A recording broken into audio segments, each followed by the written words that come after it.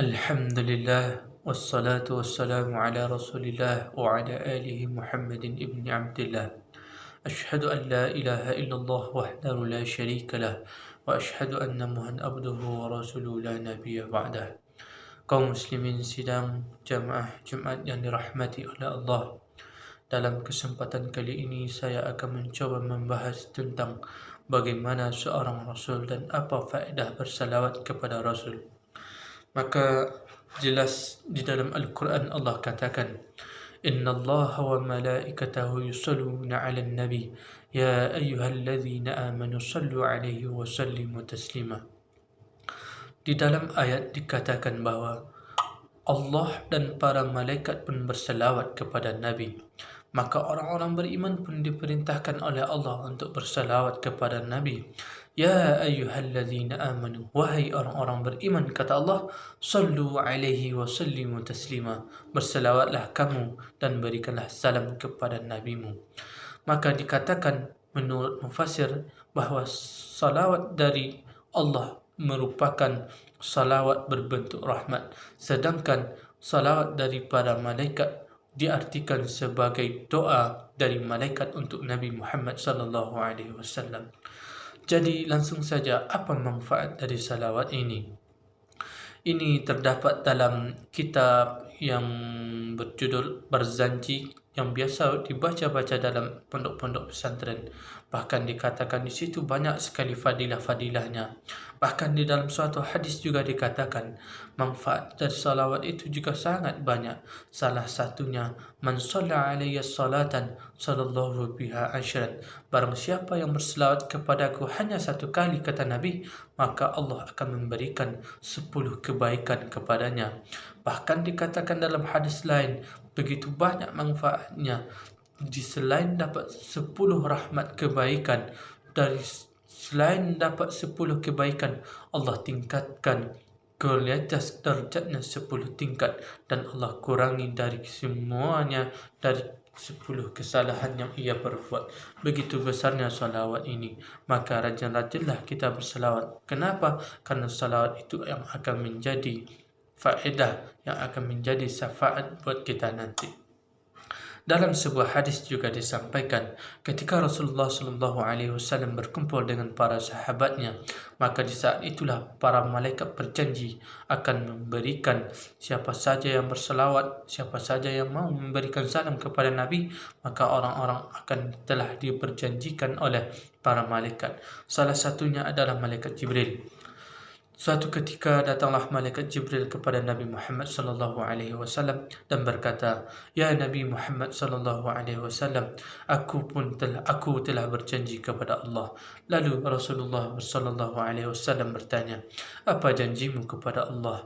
"Aku berjanji kepada Allah, barang siapa yang berselawat kepadamu 10 kali sebanyak satu hari satu malam, maka setiap dan rutin dilakukan setiap hari, maka insya-Allah nanti akan aku gandeng tangan mereka untuk meniti sirat." Kaum muslimin, saat syafaat ini benar-benar datang kepada kita, tentu kita tidak akan masuk ke dalam neraka karena kita digandeng dan dibimbing oleh malaikat Israfil.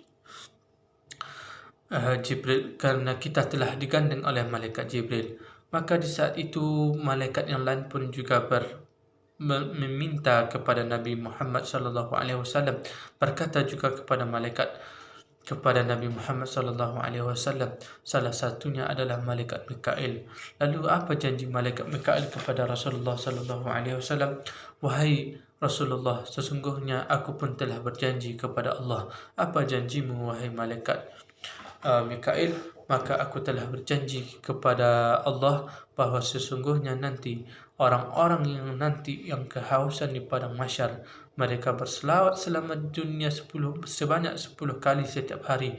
Maka nanti aku berjanji kepada Allah bahawa aku nanti akan memberikan mereka minuman dari telaga Kautsar."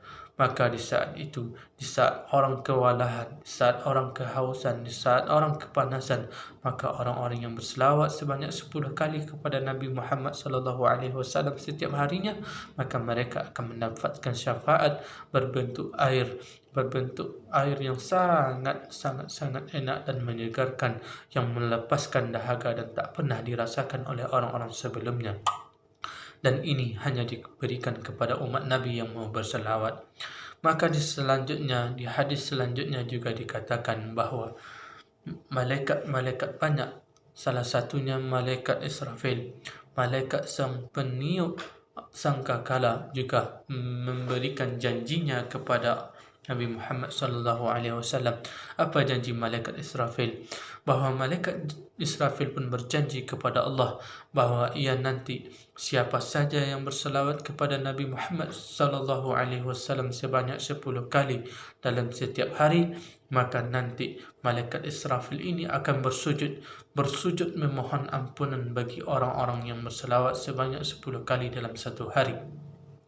Maka mereka dan malaikat Israfil pun berjanji bahawa mereka bersujud memohon ampunan dan tak akan bangkit dari sujud mereka sebelum orang yang berselawat ini diampuni oleh Allah Subhanahu wa taala.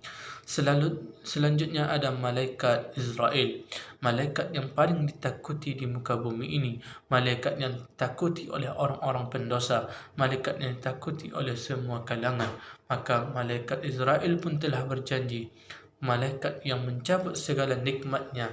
Maka di saat itu malaikat Israel pun berjanji kepada Allah bahawa siapa saja yang mendapatkan atau berselawat kepada Nabi Muhammad sallallahu alaihi wasallam sebanyak 10 kali dalam setiap hari, maka nanti aku berjanji, kata malaikat Israel, aku berjanji akan mencabut nyawa mereka dengan lemah lembut, dengan seperti aku mencabut nyawanya para syuhada, nyawanya para solehin, nyawanya para tabi'in, nyawanya para nabi-nabi Allah.